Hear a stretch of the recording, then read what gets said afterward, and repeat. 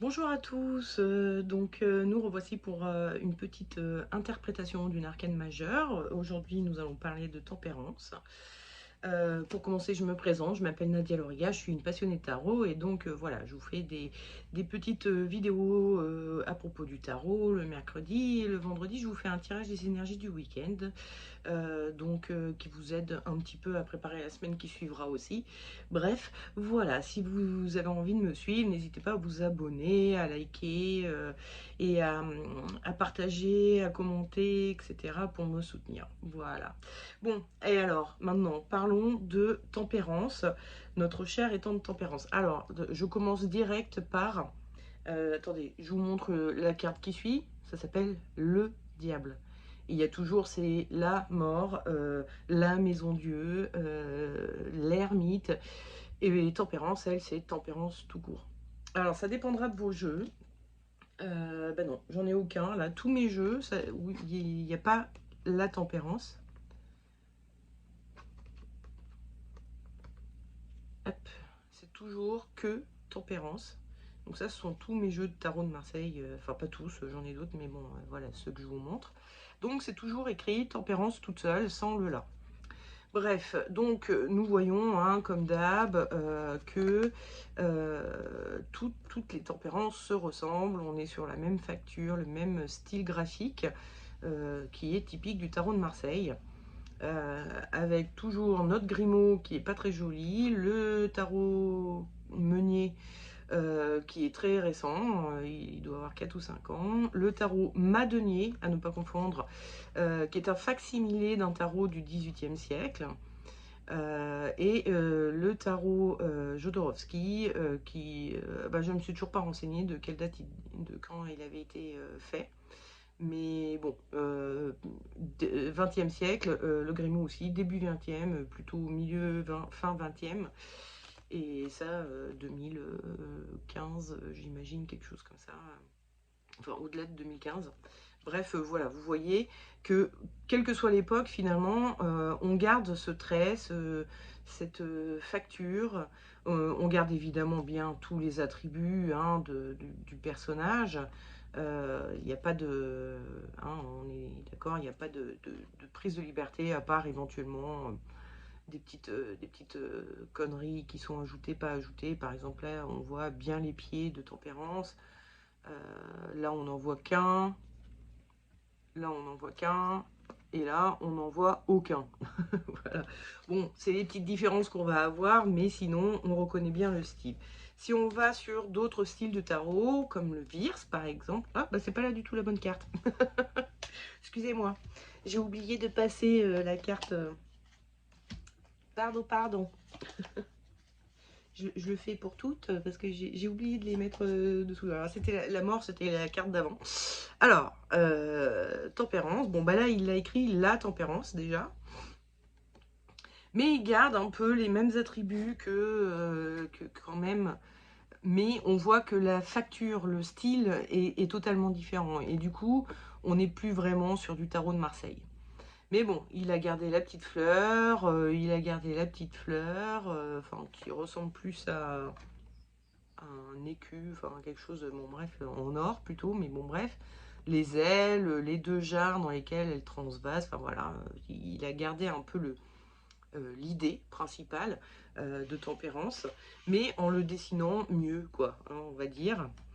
Beaucoup de gens, quand ils se mettent au tarot de Marseille, ils aiment bien le Virs pour son côté un peu... euh, comment dire, joli, bon, de base, mais aussi respectant beaucoup le tarot de Marseille. C'est vrai que c'est un jeu qui peut être un peu à mi-chemin entre un Rider-Waite-Smith et un tarot de Marseille. Alors, le Rider-Waite-Smith, bah pareil, ça s'appelle La Tempérance, je ne sais pas... Non, en anglais. Enfin, là, j'ai des versions en anglais. Où c'est pas écrit La Tempérance, c'est écrit Tempérance tout court en anglais. Hein.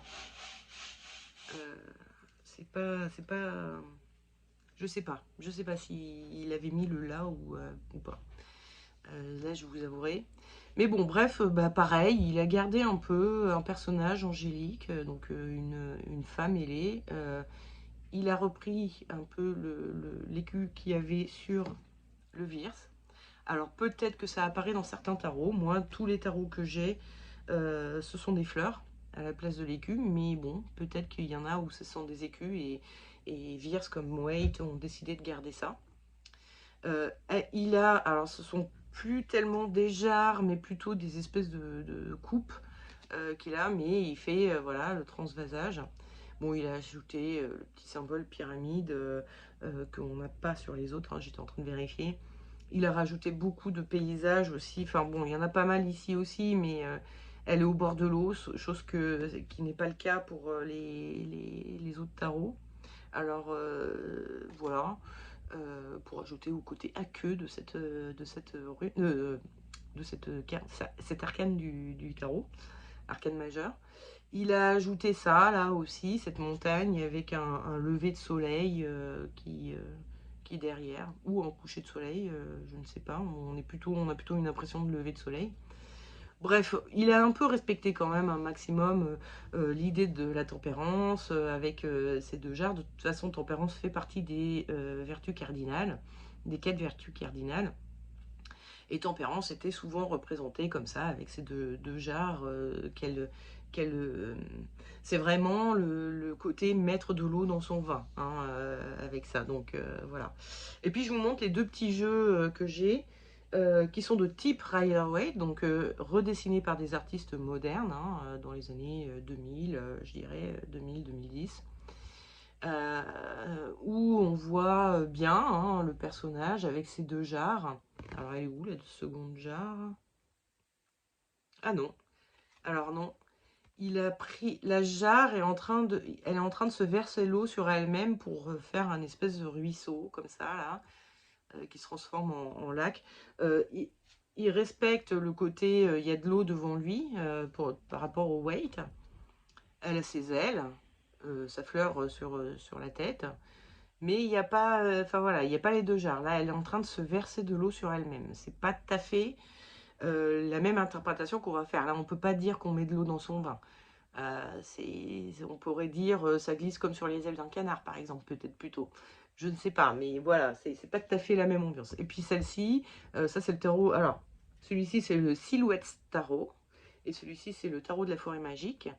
Bon, c'est un petit mouton avec des petites ailes, c'est deux petites jarres au bord de son lac ou mare, avec le soleil qui se lève derrière une montagne. Là, il n'y est pas, hein, sur le soleil qui se lève. Ce jeu-là respecte énormément. Il change tout dans le sens où ce sont des animaux à la place des humains. C'est pas du tout le même style graphique. Enfin bon, l'image peut être recomposée, mais tous les éléments, tous les symboles sont là, hein, avec ce jeu-là, et c'est assez rigolo. Donc voilà, hein, une présentation un peu des jeux que j'ai, de comment est Tempérance dans chacun de ces jeux. Alors, nous, on va parler surtout du tarot de Marseille, où on a vu que bon, ça bougeait pas énormément hein, par rapport, par exemple, à un ancien jeu. Il y a les mêmes touffes d'herbe. Alors, il n'y a pas la fleur. D'ailleurs, sur aucun autre de mes jeux, il y a la fleur. Kevin Meunier l'a rajouté, sûrement parce qu'il l'avait vu sur un jeu de tarot.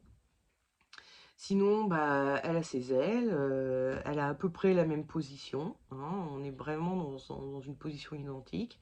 Elle a sa petite fleur sur le front, ses habits, bon, c'est un peu kiff-kiff et bourricot, hein.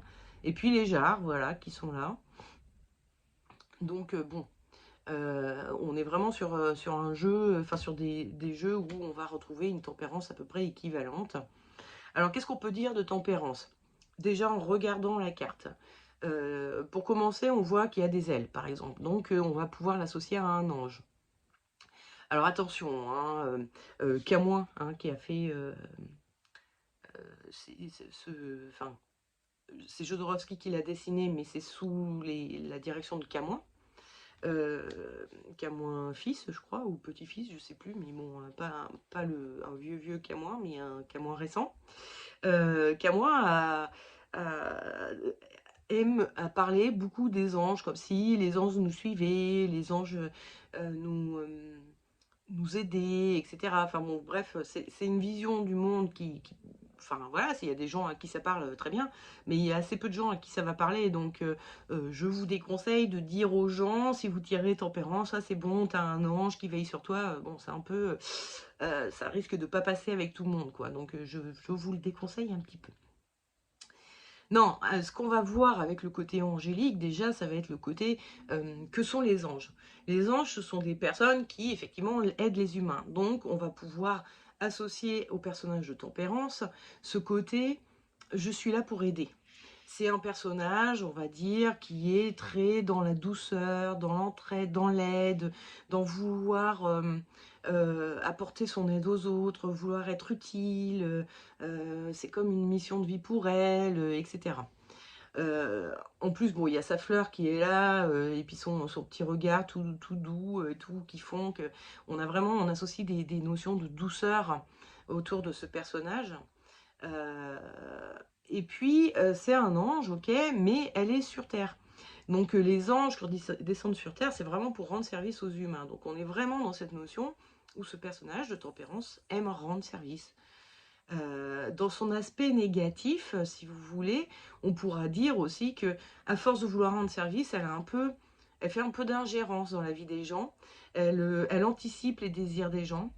Et du coup, ça peut être un peu lourd et un peu, comment on dit, c'est ça, c'est faire de l'ingérence. C'est-à-dire, elle se mêle un peu de ce qui la regarde pas. Elle voit que vous avez un problème et pouf, direct, elle essaye de résoudre le problème de son côté, toute seule et tout, et elle vous amène la solution. Et puis vous, c'était pas du tout ce que vous vouliez. Mais bon, voilà, elle a fait ça. C'était pour être gentille, mais à force d'être gentille, ben, elle peut être un peu relou, quoi. Donc il y a ce côté un peu intrusif, qui veut tout savoir de vos problèmes, qui veut toujours vous aider, même si vous ne le demandez pas. Et ça, c'est le pendant négatif, hein, c'est la qualité de son défaut. Le défaut de sa qualité, plus exactement. Mais sinon, tempérance, bon, bah, rien que le nom, on sait qu'on est sur quelque chose de plutôt tempéré. On va tempérer les choses.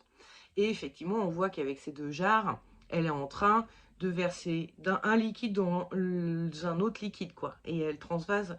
Donc, on va penser à l'expression mettre de l'eau dans son vin, ce qui est un synonyme un petit peu de la tempérance. C'est-à-dire, on va se tempérer, on va se calmer, on va, voilà, apaiser les choses. Si elle vient en conseil, elle peut clairement vouloir dire ça. Calme-toi, mets un peu d'eau dans ton vin, sinon ça va mal se passer, quoi. En gros, tu risques de, si tu exploses trop, tu risques de braquer les gens en face de toi et ça va pas le faire. Mais après, ces deux jarres peuvent faire penser aussi au liquide, et donc aux liquidités. Et Tempérance, c'est un personnage qui ne perd pas une goutte d'eau. Donc, par rapport aux histoires d'argent, on va plutôt parler d'investissement. Elle transvase d'un compte à un autre ou dans quelque chose, mais la chose qu'elle obtient avec ce qu'elle a donné en liquide, elle ne le perd pas. C'est pas de l'argent foutu en l'air. C'est pas une dépense ou comme une voiture, par exemple, typiquement, une voiture, on sait qu'une fois qu'on l'a sortie du garage, elle a perdu 30% et ça ne va pas en s'améliorant au fur et à mesure du temps.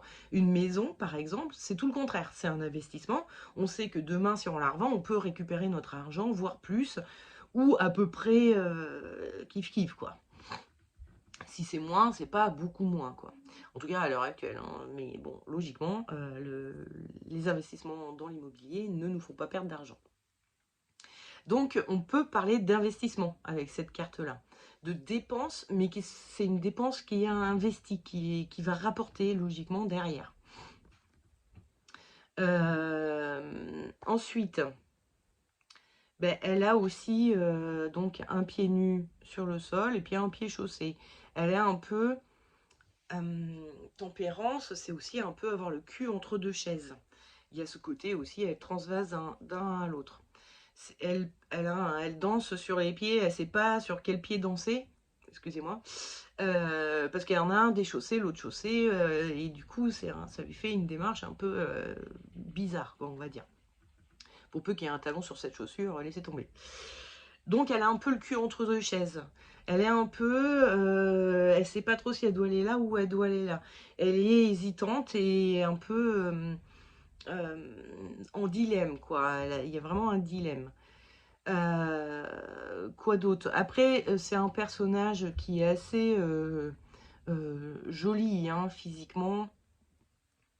Elle a un décolleté, là, on voit ses couleurs chair, donc elle a un décolleté. Il se voit sur pas mal voilà. Mais le madonier, non, elle n'a pas ce décolleté aussi profond qui est là. Mais bon, il y a ce côté, avec sa petite fleur, avec son décolleté, c'est quelqu'un qui s'apprête bien, qui veut être jolie, donc elle va parler un petit peu euh, des jolies choses. Ça peut être des esthéticiennes aussi, parce que finalement, c'est quelqu'un qui sait bien s'apprêter et qui peut donner des conseils, comme c'est une donneuse de conseils, comme elle veut aider les autres et tout ça, on peut dire qu'elle peut être conseillère en esthétique, donc esthéticienne, hein, en gros. Euh, quoi d'autre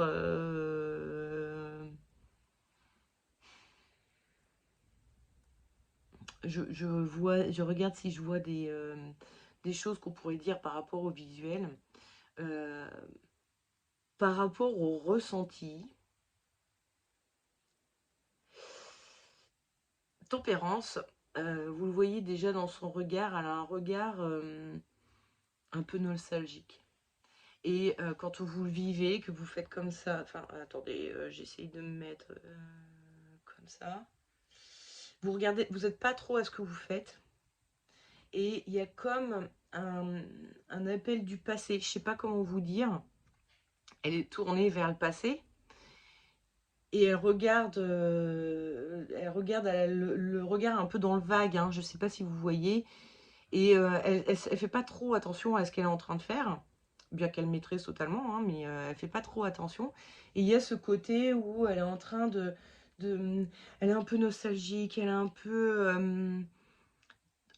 tristoun, quoi. Il y a un truc où on sent qu'il lui manque quelque chose. Et Tempérance, c'est un personnage qui, dans le vécu, peut être un peu, comment dire, elle aide les gens, et puis elle a rien en retour. Mais elle aide sans demander, hein, donc n'oubliez pas. Et elle a rien en retour, et du coup, elle est un peu blessée. Elle est un peu triste parce qu'elle se dit, et moi qui ai tant aidé telle personne, et j'ai même pas un merci. Il m'envoie chier parce que je me mêle de ses affaires alors que je voulais juste l'aider. Et du coup, elle a un côté un peu triste, un peu nostalgique et un peu triste comme ça. Et un peu, quelque part, un peu esselée aussi, où elle se sent différente, hein. C'est un ange qui est parmi les hommes. Et du coup, elle a un sentiment un peu de différence. Elle ne sait pas trop quand est-ce qu'elle va être capable de s'adapter au reste du monde. Il y a une forte volonté de s'adapter, d'être aimée, elle veut être aimée, elle veut qu'on lui dise merci, qu'on soit reconnaissant, enfin elle veut se sentir utile, elle veut être aimée, etc. Mais elle est différente des autres. Et parce qu'elle a des ailes, chose que n'ont pas. Alors j'allais vous dire la prochaine carte, mais si, lui il a des ailes. Bref, les autres personnages, en général, du tarot, n'ont pas d'ailes. Ce sont des humains, quoi. Voilà, on est juste des êtres humains.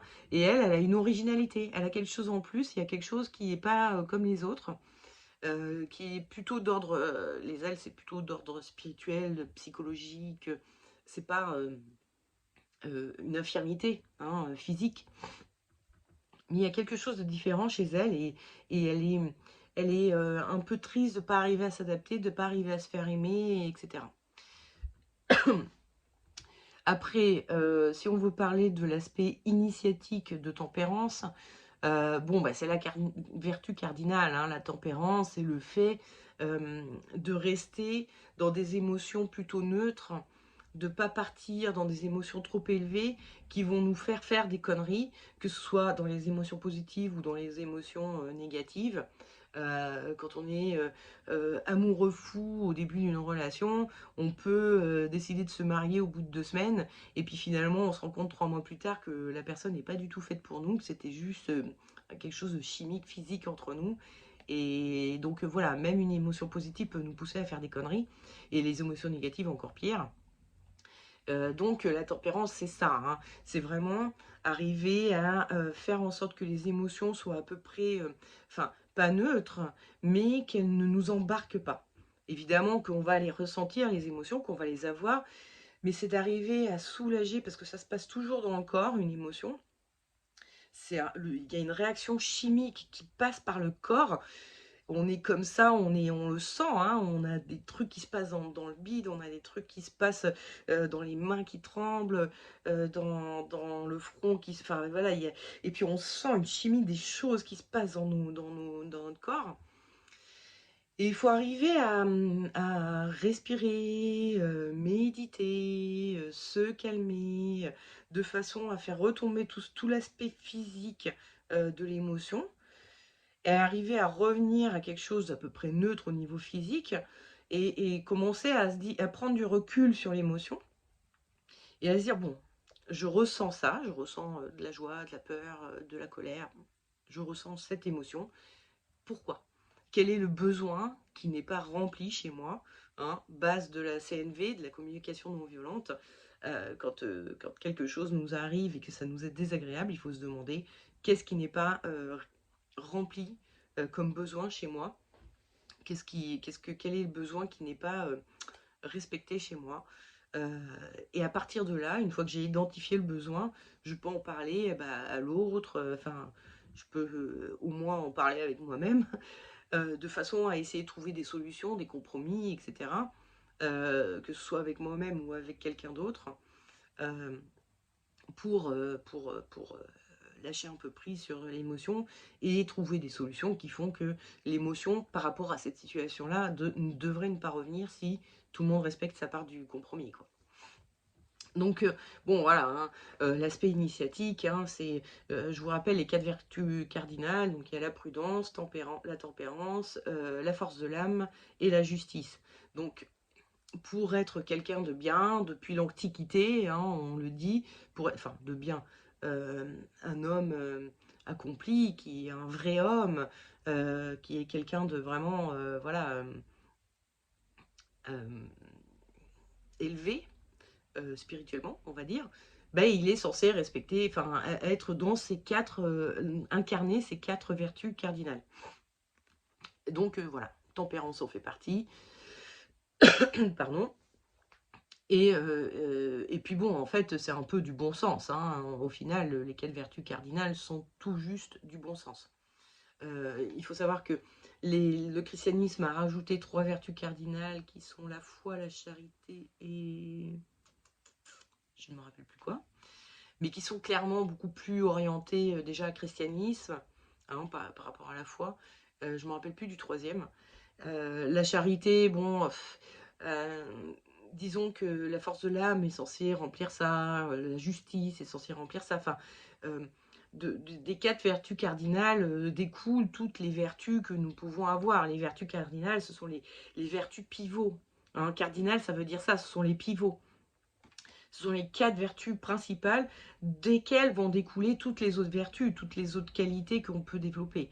Donc, c'est pas la peine d'en rajouter avec la charité ou avec bon, la foi, qui n'est même pas une vertu en soi. C'est pour les chrétiens, si.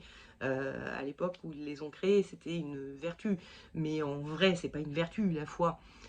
C'est une condition. C'est voilà, je crois à quelque chose, point barre, quoi. C'est pas une vertu, ça fait pas de vous un homme meilleur. Mais bon, évidemment, dans la pensée de quelqu'un de très religieux, bien sûr que si, ça fait de vous quelqu'un de meilleur.